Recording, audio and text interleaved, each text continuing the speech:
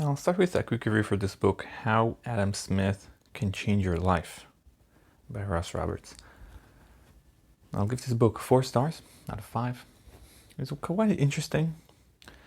I like the connection between morality and way of life with economics. I was not aware of the fact that Adam Smith had another book. I forget the name of the book. But that's basically what the author is mostly talking about in this book, about Adam Smith's other book that was not only focused about economics. So there were some interesting ideas there, interesting analysis, interesting ideas you can be derived from those, from his other book. So definitely some interesting ideas there. Let's use the notes. Self-interest seem to drive much of our lives. When applying to a job, we need also to include how they will benefit to their self-interest. We need to think, because there is some self-interest in here,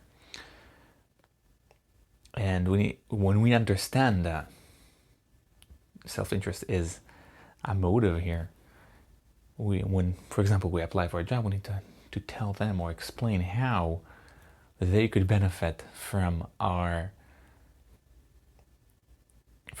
ourselves being in the company. Seeing ourselves as an impartial spectator can teach us about how we are behaving and what to do differently. So it's always good to see ourselves or look ourselves as an impartial observer.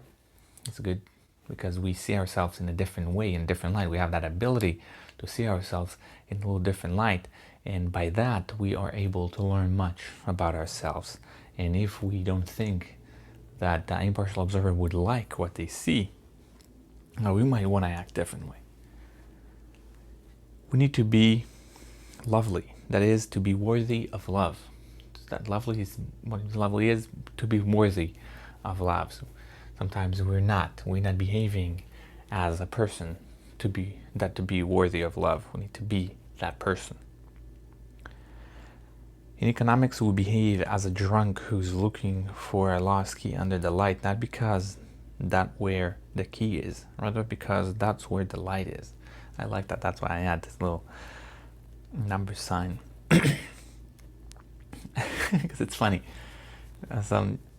Sometimes we find ourselves doing the same thing. We're looking for the key, not because that's where we think it is, that's where the light is, and we're looking sometimes because that's where we find ourselves, but not because that's where it should be. That's what we should do. That's what we found ourselves, and that's what we do. It's a good lesson.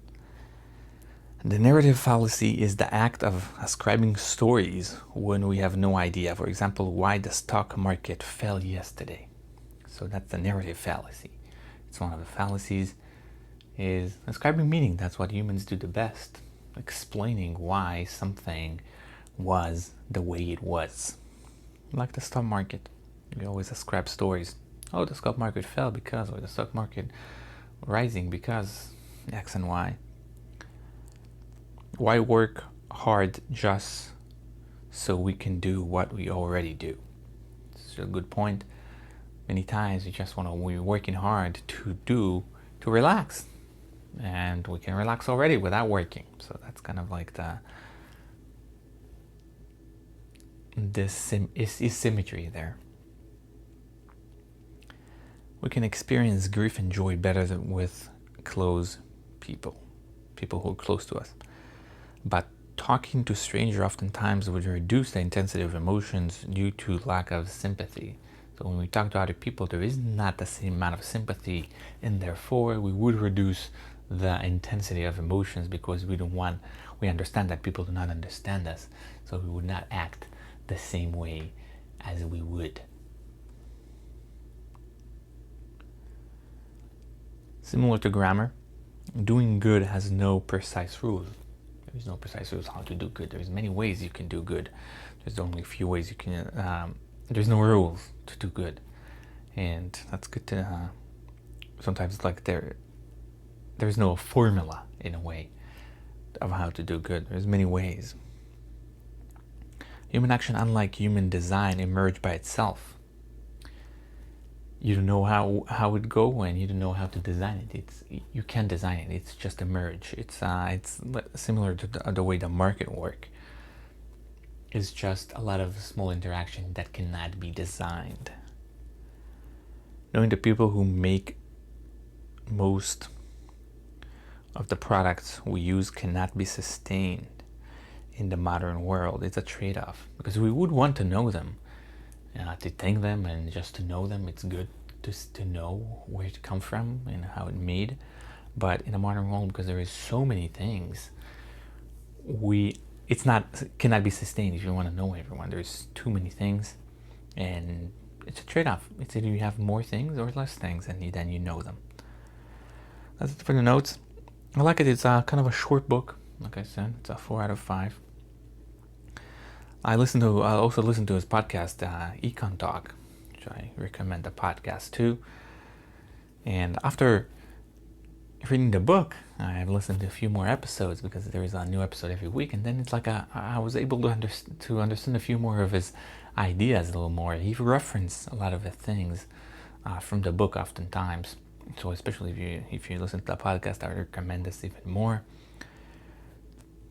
But it was good. It was very well written, and some good ideas there. Thank you.